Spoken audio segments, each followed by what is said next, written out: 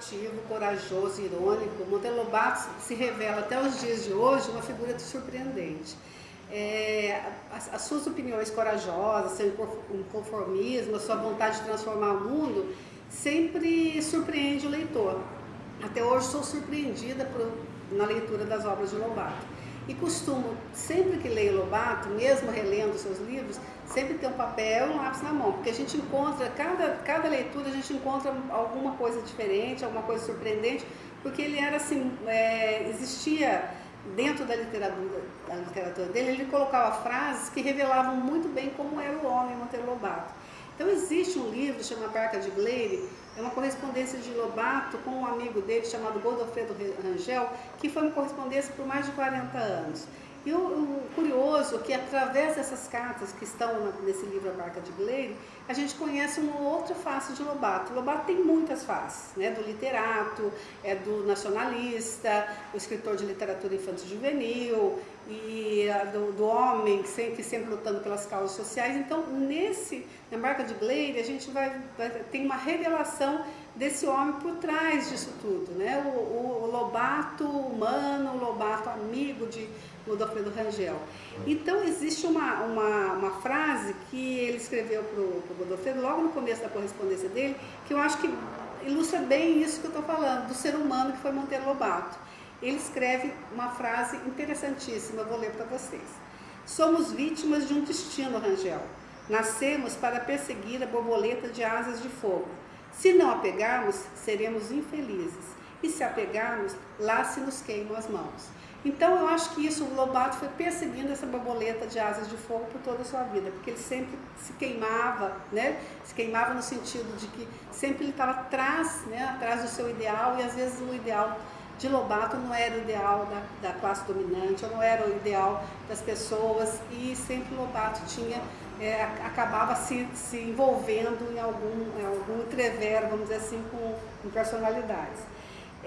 O Lobato, em 1904, ele termina a faculdade dele de Direito no Largo São Francisco e retorna a Taubaté.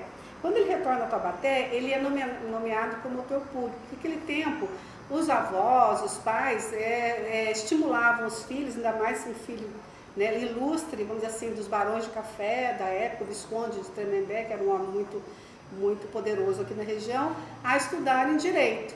O que Lobato queria mesmo, ele dizia que ele queria ser pintor. Ele disse, nasci pintor. Né? E mais estimulado pelo avô, que não concordava em fazer uma outra faculdade, se fosse Direito, ele faz Direito e vem para Taubaté. Daqui ele é promovido, né? Ele recebe o cargo de promotor público em Areias e vai para Areias. E quando ele vai para Areias, ele continua a correspondência dele com o Godofredo Rangel. E eram muito amigos. E o curioso, aí o Godofredo escreve uma carta para Lobato dizendo que ia se casar. Lobato achou aquilo muito jovem, Godofredo, como assim vai se casar, né? E aí ele escreve uma carta para o Godofredo que vai ser assim, o início por parte da esposa do Godofredo, o início assim, de uma certa antipatia pelo Lobato, que depois ela se desfaz quando a Bárbara, mulher do Godofredo, conhece o Monteiro Lobato. Mas ele escreve uma carta muito curiosa e eu vou ler também um trecho para vocês. Rangel, vais renunciar ao demônio e suas pompas em troca de uns tantos dias de carnal novidade e 40 anos de bocejos a dois, coeiros amoniacais, diarreias, choradeiras, taponas. Renunciar ao demônio quando o demônio é a única delícia reconciliadora do homem com o mundo. E aí essa carta vai para ele, né? E mais um pouco ele diz que dizia que a noiva é o vinho, a esposa é o vinagre. É a mesma criatura, mas sem os mistérios, sem o odor de femina, sem o encanto do olhar, contudo transformado em ranço e cinzas. Vocês imaginam, quando o Godofredo recebe essa carta, né, dele criticando, depois a esposa dele ficou sabendo dessa carta e, nossa, não podia se falar em Monteiro Lobato para a esposa do Godofredo Rangel, para a Bárbara. Depois, muitos anos depois, eles acabam se conhecendo, isso aí vai ficar no passado. Isso tudo, mas ele falando do casamento, mas quando ele conhece, em 1905, uma moça que ele achava linda, maravilhosa e tal, chamada Maria Pureza, Purezinha, que ele costumava chamar. Daí a história vai mudar de figura. Ele fez uns versos para essa, aí ele acaba se apaixonando, fez uns versos para a noiva e a gente vê que ele se revela um romântico, Lobato, né? Então, um pequeno verso que ele escreveu para a noiva dele em 1905. É branca, num torneio de brancuras ofuscaria o linho, é loura, o sol empeadouro, um nimbo luminoso de rainha na fronte lhe teceu, é bruma, é madrugada, é luz, é flor, mas é gelo também. E essa na condição de noiva, aí na condição de noiva, ele fala, meu Deus, e agora? Né? Eu falei para o Godofredo, eu falei mal do casamento e agora eu estou enrolado porque eu também vou me casar. Aí ele vai escrever para o Godofredo contando do noivado dele e quase que se desculpando daquela primeira carta, criticando o casamento do Godofredo Rangel. Rangel, creio na tua sinceridade quanto ao casamento, mas sob uma condição, creres também na minha. Estou de absoluto acordo contigo. O casamento é e não é o que dissemos. O casamento é nosso serviço militar. Foste chamado, estás a fazer o serviço. Fui chamado, Rangel, tenho que servir, está acabada a história. Vantagens? Ó, inúmeras. Entre elas, a de queixar-me como ouvi um agora. Eu iria em dezembro ao Japão se não fosse casado. Mentira! Ele não iria nunca ao Japão, mas hoje tem uma bela desculpa. A condicional acoberta maravilhosamente todas as fraquezas do homem. Justifica até roubos. Casado, coitado, mulher e filhos. E a espécie, Rangel, temos de proliferar. As mulheres fazem parte do serviço secreto de agentes secretos da espécie. São as encarregadas de arrancar do homem as misteriosas sementinhas hereditárias. E aí então, quase que uma carta de desculpas esfarrapadas aí do Lobato para o Rangel e que vai aí contornar aquela situação daquela primeira carta. E depois que ele se casa com a Purezinha, eles vão em lua de mel para Santos. Em lua de mel para Santos, ele tem um outro fato curioso que é engraçado, porque o Lobato tinha essa... Quando escrevia para o Rangel, ele escrevia das minúcias, o que está acontecendo na vida dele, as coisas do cotidiano. Então a gente vê o Lobato no cotidiano. E ele vai fazer essa lua de mel, né, em Santos, e acontece um fato curiosíssimo que ele escreve na carta também, que isso demonstra, né, não, a forma de Lobato lidar com determinadas situações, que para nós hoje é curioso e engraçado ao mesmo tempo. Então ele escreve um trecho da outra carta. Nas pedras de São Vicente peguei outro pinguim, de asinha machucada, e por causa desse coitadinho tive de brigar no bonde. Eu o trazia no colo. O condutor, um português bem merecedor que Cunhambebe tivesse comido, implicou. O regulamento proíbe conduzir aves nos bondes. Eu quis discutir calmamente. A ave tem pena, senhor. E onde estão as penas desse vivente? Aleguei. Ele teimou que era ave. Eu jurei que era pinguim e que o pinguim era um filhote de foca. Segundo opiniões zoológicas ou coisas do tipo. Uma história bem comprida inventei. Minha ideia era manter a discussão até que me aproximasse da casa do Heitor, mas o raio do Mondrongo teve uma ideia luminosa, fazer parar o bonde. Com ave o bonde não segue. E se o Rui estivesse aqui? Perguntei. Que Rui? Perguntou o condutor. Rui, o águia de Aia. Ele desconfiou que eu estava mangaire. O bonde estava atrasando-se, tive que ceder. Insultei-o a portuguesa e desci. Com que gosto, depois de exibido isso, né? Depois de exibido o meu pinguim Heitor, soltei-o de novo no mar. Com que gosto se meteu a nado? Quando vinha uma onda, ele estava o bico e furava. E lá se foi nadando e sumiu ao longe. Talvez tenha sido o único pinguim do mundo que jamais andou de bonde. Gente, é uma história fantástica, né? E é uma carta, e ao mesmo tempo é uma carta literária, porque traz uma curiosidade e realmente aconteceu, porque naquele tempo muitos pinguins chegavam até a costa, né? E ele foi pegar esse pinguim para mostrar para o Heitor que era o cunhado dele. E acontece tudo isso. Eu achei maravilhosa essa carta. E ele voltando a Areias, né? Ele se casou, foi para Lua de Mel, volta para Areias, e ele fica um tempo em Areias, até que falece o Visconde de Tremembé.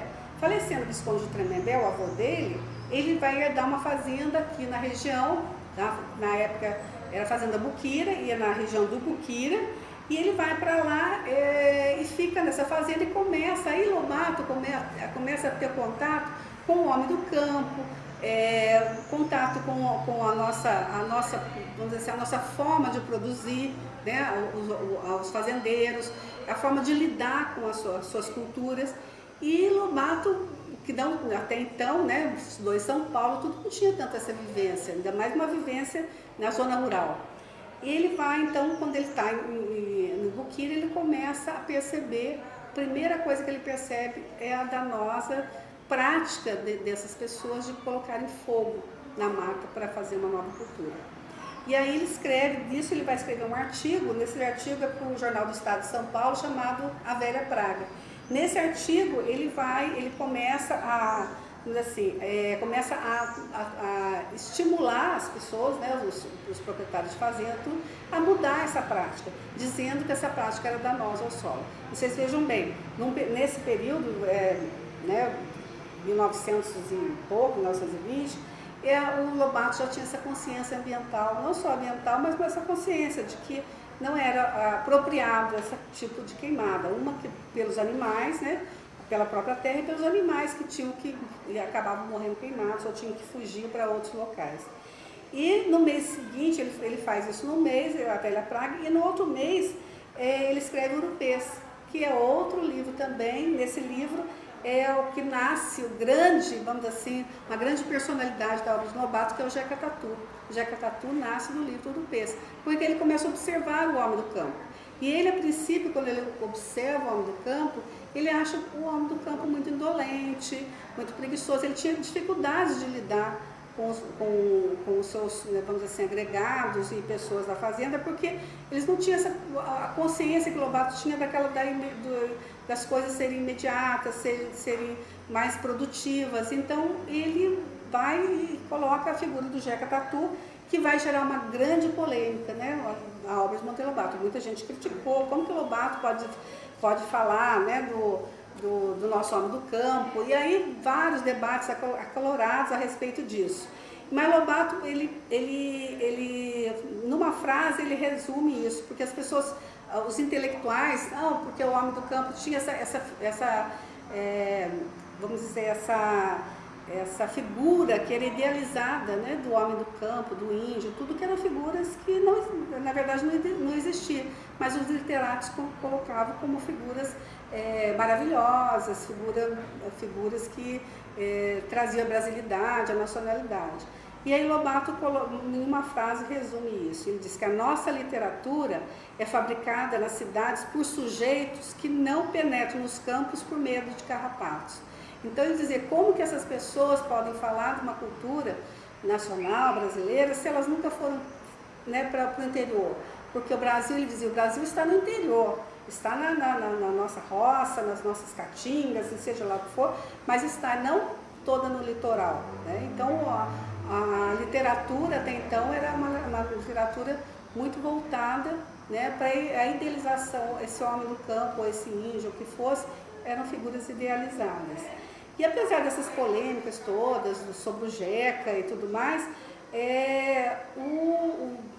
o Jeca Tatu acaba sendo, né, uma figura que vai ser também, depois mais tarde, o próprio Mazzaropi vai criar, né, o Jeca também do Mazzaropi, que é um Jeca, um caipira, mas é um caipira que tem, assim, ele tem conhecimento, é um caipira que ele é astuto, ele não é um caipira que você passa a perna nele para ele não entender as coisas. Ele é consciente da sua capacidade de não só de resolver, mas também de passar a perna nos grandes eruditos, nos grandes sábios.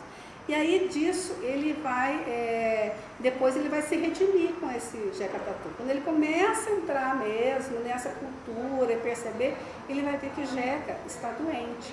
Que o Jeca, que ele viu, que ele conheceu no campo, né, na zona rural, o Jeca da sua fazenda, ele estava doente, ele tinha problemas de vários vermes, ele disse que era uma bicharia que morava dentro da barriga do Jeca. Então, ele se redime, ele pede até perdão para o Jeca, porque ele vai entender que o Jeca está doente. Ele aí acaba se envolvendo em algumas campanhas, algumas ações em relação ao saneamento básico, algumas ações, mesmo com Belisário Pena, que é uma pessoa voltada para essa área de saúde, ele começa a se envolver em campanhas para melhorar essa condição do nosso homem do campo. E nisso, o Lobato já começa a se tornar muito conhecido, há uma repercussão muito grande dos textos dele e muita polêmica, muito debate em torno disso, mas mostrando que ele tinha uma certa, vamos dizer, uma sabedoria em relação ao homem brasileiro. E nisso mesmo, morando ainda na fazenda, acontece, ele dizia que as pessoas perguntavam muito para ele quando ia na fazenda sobre os nossos mitos, né, os mitos das nossas matas, mas em especial o Saci. Perguntava se conhecia o Saci, se já tinha visto o Saci, e Lobato começa a se interessar pelo esse folclore, pela essa cultura popular. E aí ele vai, uma vez, ele está em São Paulo, e ele está passeando no Jardim da Luz, quando ele vê no Jardim da Luz um canteiro cheio de anõezinhos, aqueles anões de jardim, de gorro, né, casaco, barbudo. E ele olha aquilo e fala, mas como assim, né? No Brasil, um país tropical, esses anões todos agasalhados, os anões do Reno, né, os alemães, e todo agasalhado aqui debaixo de um sol tropical. Por que não colocar no nosso jardim um saci, uma caipora, uma mãe d'água, e traz umas figuras estrangeiras? E o Lobato tinha uma implicância mesmo, mas uma implicância no sentido de que o brasileiro, ele imitava tudo, o brasileiro acabava imitando coisas do exterior, e o brasileiro não tinha, tinha que se voltar à nossa nacionalidade. E aí isso aí vai incomodar muito o Lobato, e ele começa a iniciar uma pesquisa que foi uma das primeiras pesquisas de opinião feita pelo jornal. E ele coloca no Estadinho uma pergunta, né? Para as pessoas que viram o Saci, que relatassem isso, escrevessem para ele, que ele queria ver como é que era isso no Brasil inteiro, como que ocorria essa presença do Saci, como é que era isso. E as pessoas, né, que iam na fazenda dele, perguntavam, aí ele escreve para o Rangel, de novo, falando, olha Rangel, todo mundo me pergunta do Saci, pergunta se eu já vi, e aqui todo mundo vê Saci, né, os nossos escravos, né, e os colonos, todos os ex-escravos, porque ele já estava na fazenda Buquira, ele já tinha as pessoas que continuavam, os agregados dele. Então ele dizia assim, quando perguntam sobre o Saci, finge autoridade, pigarreio e invento, e eles tomam nota, mas na verdade, Rangel, não sei nada sobre o Saci, e até desconfio que ele não existe. Então ele faz as pesquisas que foi pioneira no Brasil. Chegam cartas do Brasil inteiro, cada um dando conta de como era o Saci. E o Lobato percebe que aquela figura do negrinho, de uma perna só, de gorrinho vermelho, estava no imaginário do brasileiro. E é engraçado porque num tempo onde não tinha televisão, a rádio era de ondas curtas, jornais também só nos grandes centros, as pessoas todas que viram o Saci, que diziam ter visto o Saci, contam a mesma história do Saci. Então tem vamos dizer assim, tem na memória, né, do universo do brasileiro essa figura desse formato. E aí ele reúne todas essas cartas que ele recebe, das pessoas escrevendo como era o Saci, e escreve um livro. Na verdade, ele compila tudo e coloca no livro. Então, o primeiro livro, vamos dizer assim, que ele publica, o primeiro livro de Lobato, é o livro Saci, Resultado de um Inquérito. Então, esse livro vai trazer muita inovação também, porque nesse livro ele consegue alguns patrocinadores para o livro. Então ele consegue inserir no livro o Saci, a figura do Saci, divulgando alguns produtos. O Saci nesse livro divulga chocolate, divulga máquina de escrever, e isso também era inédito, ninguém fazia isso. O Lobato foi pioneiro, foi o primeiro livro desse formato no Brasil que sai com propaganda dentro do livro, né? Vamos dizer assim, um patrocinador. E a publicidade vai acompanhar o Lobato, porque ele acaba, muitas vezes, né, trabalhando para melhorar os custos da impressão, tudo ele utiliza esse artifício. Então, Lobato a gente vai ver que além, né, de escritor, folclorista, Lobato também é um publicitário. É o primeiro, inédito no Brasil, que faz uma propaganda dentro de um livro. Outra faixa do Lobato que eu falei com vocês no início, que eu falando, que ele queria ser pintor, né? Toda a vida pintou, e ele pintou a vida inteira. Ele escreveu e pintou também, ele dizia que ele pintava com as palavras. Mas ele pinta, ele tem várias aquarelas, alguns livros dele são desenhados por ele, bico de pena, e ele ao longo da vida dele toda, ele faz várias, ele tem várias obras. E ele dizia que era uma antiga paixão que sempre reaparecia nele como uma urticária. Quando aparecia, ele tinha que pintar de qualquer jeito. Ele fala, no fundo, não sou literário, sou pintor, nasci pintor. E como eu não posso pintar com as tintas, eu pinto com as palavras. E é verdade, ele pinta a vida inteira, e não só isso também. Ele faz fotos maravilhosas. As fotos do Lobato, ele é um fotógrafo assim, fantástico, porque são fotos artísticas. E tem várias fotos que ele tira da própria sombra dele, na mata, tudo. Então, uma coisa, o que hoje a gente estaria em qualquer exposição, como fotos assim, muito contemporâneas, né? São estudos fotográficos. Então, eu acho assim, incrível também esse Lobato, como artista, né? Um artista completo. Depois disso da fazenda, ele vende a fazenda dele, em 1918 mais ou menos, ele vende a fazenda dele e vai retornar para São Paulo. Ele vende porque ele não dá conta disso, de escrever e já estar na fazenda, e a lida na fazenda para ele deixava Lobato, assim, esgotava muito Lobato, porque não dava para gerenciar as duas coisas. E ele vai, então, ele vai lançar, quando ele vai para São Paulo, o Fontoura, do Biotônico Fontoura, que eu acho que muita gente sabe, muita gente já bebeu o Biotônico Fontoura, eu mesmo já tomei o Biotônico Fontoura. Ele vai fazer a campanha, né, o Fontoura procura e quis utilizar a personagem do Jeca para fazer a campanha do Jeca Tatuzinho, que é aquele almanaque do Biotônico Fontoura.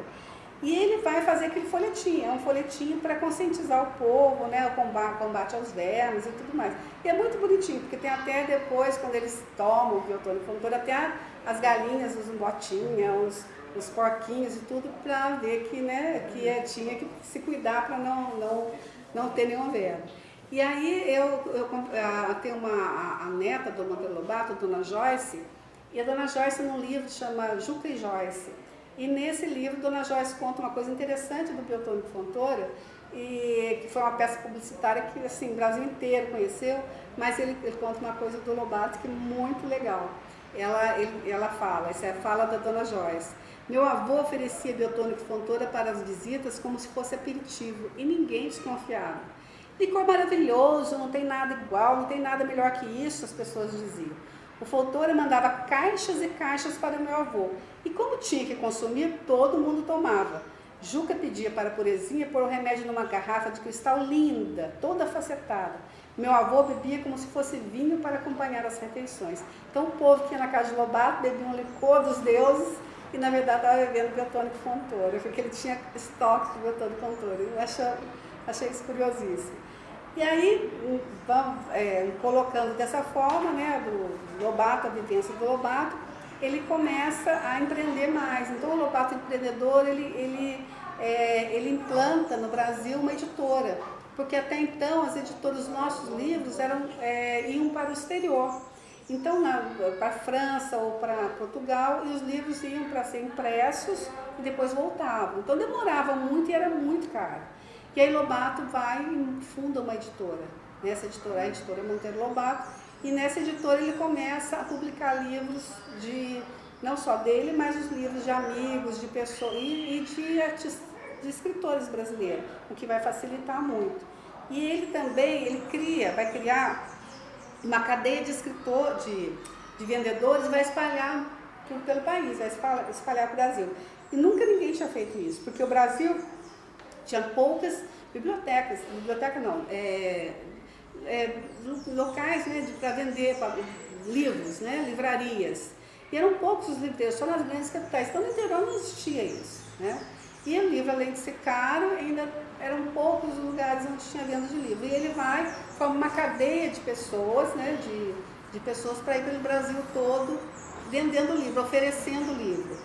E isso tudo, né, vendendo de uma forma, coloca as pessoas para ele vender, e ele inova, porque nunca havia se feito isso, de você vender livros, sair para vender coisas em outras cidades, o livro, né? O livro, e até foi criticado algumas vezes por conta disso. Então ele dizia que livro é sobremesa, tem que ser posto debaixo do nariz do freguês para provocar-lhe gulodice.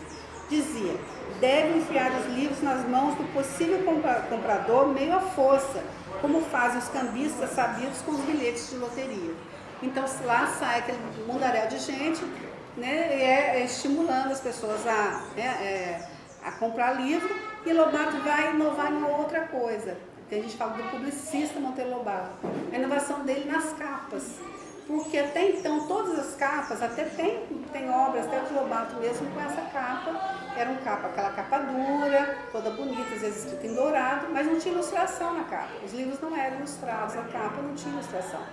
E ele vai inovar nisso, ele começa a ilustrar as capas dos livros. E aí, essa programação visual toda moderna dele, muda completamente o padrão gráfico do livro mesmo, depois com outras editoras, dos livros que vinham do exterior, né, as publicações, e também do livro brasileiro. E ele vai chamar vários artistas famosos na época para ilustrar as capas do livro dele. Então a gente tem ilustração de vários, vamos dizer assim, vários pintores da época, inclusive uma delas, a Anita Malfatti, que depois há um questionamento dele, uma briga com a Anita Malfatti, mas ela foi uma das ilustradoras. E isso daí ele vai perceber que isso estimula muito mais a leitura. O livro, a capa sendo uma capa, vamos dizer assim, com uma ilustração. E ele aí começa a inovar tudo. Inova criando a editora, depois inova na capa dos livros. E aí, disso tudo, né, ele vai mandar ele tem a ideia de mandar uma carta circular, uma carta para as pessoas que tinham locais para vender livro para o Brasil inteiro. Ele começa a pegar listas e pedir para amigos, mandar endereço para ele de local onde ele poderia colocar os livros. E o curioso é que muita gente ficou indignada. Como assim vender um livro como mercadoria? O livro não é mercadoria. E ele então manda, e essa carta, o teor da carta é esse aqui. Então, é um trecho. Vossa Senhoria tem seu negócio montado, e quanto mais coisas vender, maior será o seu lucro. Quer vender também uma coisa chamada livro? Se vender os tais livros, terá uma comissão de 30%, e se não vendê-los, nos devolverá pelo correio com pote por nossa conta. Responda se topa ou não topa.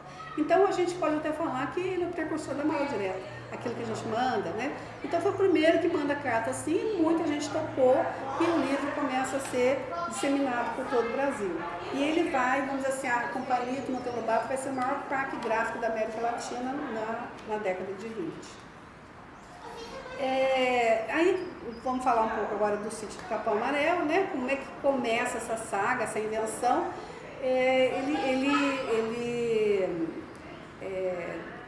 Passa o tempo que ele passou na infância dele na chácara do Visconde, que hoje é conhecido como sítio do Capão Amarelo.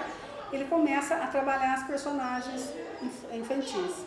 E isso tudo começa, a história infantil dele começa de uma visita de um amigo dele, visitou e contou para ele uma história de um peixinho que tinha morrido afogado. Ele ficou tão desesperado por causa dessa história, achou tão fantástica que ele começa a escrever, e o primeiro livro dele, Reinações de Narizinho, que na verdade é o primeiro, chamado A Menina do Nariz Arrebitado, onde ele conta a história, já coloca o peixinho e esses personagens que hoje a gente conhece começam a aparecer então na Menina do Narizinho Arrebitado. E ele tem a Emília passa a ser assim uma figura que até hoje muitos historiadores e muita gente coloca como a Emília um alter ego de Lobato, como o Lobato fala muito através da Emília. Então muitas das frases que Lobato coloca na boca da Emília são frases que Lobato gostaria de falar. E ele também, mais uma vez, escreve para o Rangel falando dessa curiosidade, né, dessa personagem que para ele foi fundamental na sua obra. Então ele fala, Rangel, muito interessante o que se passou com meus livros para crianças. Os personagens foram nascendo ao sabor do acaso e sem intenções. Emília começou uma feia boneca de pano, dessas que nas quitandas do interior custavam R$200, mas rapidamente evoluiu. E evoluiu cabritamente, cabritinho novo, aos pinotes, e foi adquirindo uma tal independência que quando lhe pergunto, mas quem é você afinal? Ela responde com o queixinho empinado, sua independência ou morte. E é tão independente que nem eu, seu pai, consigo dominá-la. E ele fala, o tempo quando ele fala da Emília, ele fala que a Emília está do lado, que a Emília ajuda ele a bater as teclas, que a Emília quando ele, na época do petróleo, que ele estava perfurando para encontrar petróleo, a Emília também mexe no tinteiro e mexe e se suja de petróleo, de tinta. E ele vai, né, ele apostando nesse reino que faz de conta, ele cria a literatura infanto-juvenil no Brasil, porque até então os livros infantis brasileiros eram importados. Então a gente tinha histórias de fadas, de castelos, de coisas que eram completamente diferentes do universo das nossas crianças. Então nós começamos a imaginar um castelo, imaginar uma fada, imaginar uma princesa. Nós não tínhamos essa cultura aqui. E aí sim, ele começa a escrever coisas que as crianças queriam ouvir, porque muito próximo da realidade delas, que era, né, esse Brasil rural, essa cidade do interior, essas avós amorosas. E vai então o Sítio do Pica-Pau Amarelo dar início. E nisso tudo, o Lobato também, né, sempre antenado com as coisas do Brasil, o Lobato vai se ligar, né, às campanhas também em prol da perfuração de poços no Brasil. Isso acontece porque ele passa um tempo nos Estados Unidos, ele foi adido cultural, né, nos Estados Unidos, no Brasil, e ele vê a riqueza que tinha nos Estados Unidos, e quando ele volta para o Brasil, ele volta encantado e quer implantar aqui. Então, no princípio, foi assim, o ferro, né, ele fala, temos que ferrar o Brasil, trazer ferro para o Brasil, as indústrias, e depois o petróleo. Isso tudo vai incomodar muita gente, porque o Lobato acaba se indispondo com Getúlio Vargas, porque muitas vezes ele mandava cartas dizendo que não queriam, na verdade não queriam encontrar petróleo, que o Brasil tinha petróleo, mas não queriam encontrar petróleo para não, vamos dizer assim, não romper com as companhias que estavam no Brasil, as Standard Oil e tudo mais, as companhias importadas. E ele acaba sendo, em determinado momento, o Lobato acaba sendo preso por conta dessa luta dele pelo petróleo e pelo ferro. E essa batalha, né, a experiência dele com o ferro também ele já tinha, ele vai fundar, né, ele vê que ninguém a classe, os dominantes, né, as pessoas que tinham poder não estavam interessados nas propostas do Lobato em questão do petróleo. Ele vai fundar, Lobato também é uma coisa muito interessante, e ele vai fundar a Companhia Petróleo Nacional. Ele funda uma companhia de introspecção de petróleo em Riacho Doce, no Alagoas, em um campo chamado Araquá. E ele ficou muito entusiasmado com isso. Várias pessoas não foram acionistas, e as pessoas que acreditavam que existia petróleo no Brasil vão comprar, né, vão comprar ações da Companhia Petróleo Nacional do Lobato, e ele consegue até perfurar, mas ele consegue perfurar, mas não consegue extrair, porque as máquinas eram importadas, eram muito caras, acabou quebrando tudo, e ele não conseguia trazer outras máquinas, o dinheiro acabou, e uma série de outras coisas que aconteceram, e ele não consegue então extrair o petróleo. Mas o frasco que ele conseguiu, assim, a quantidade que ele conseguiu, ele tinha um frasco no escritório dele. Todas as pessoas que chegavam, ele mostrava aquilo e dizia: cheire esse aí, é petróleo bruto, petróleo brasileiro, uma gota de oceano de petróleo que dorme em nosso subsolo e há de jorrar um dia para inundar a riqueza de todo o Brasil. E aí ele vai, né, trabalhando isso e vai publicar então um livro, né, O Escândalo do Petróleo. Vai ter 5 edições esgotadas, vai ser um livro assim, o Brasil inteiro pode ler, e nisso ele denuncia essas manobras da Standard Oil, das multinacionais, e seja lá o que for.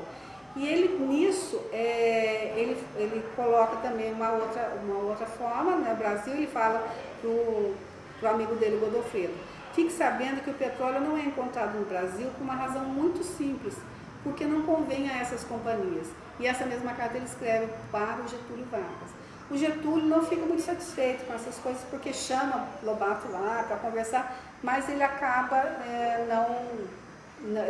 não entrando num acordo, e Lobato continua criticando Getúlio Vargas.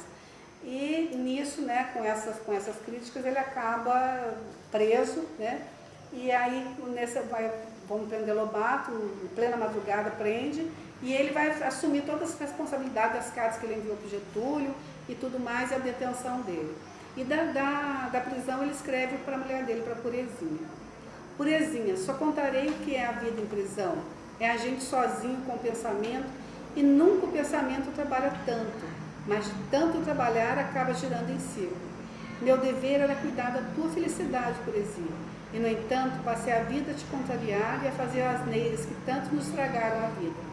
Penso no meu caso, na vingança que os homens de cima que eu insultei hão de tirar de mim. Que tolice dar soco em ponta de faca.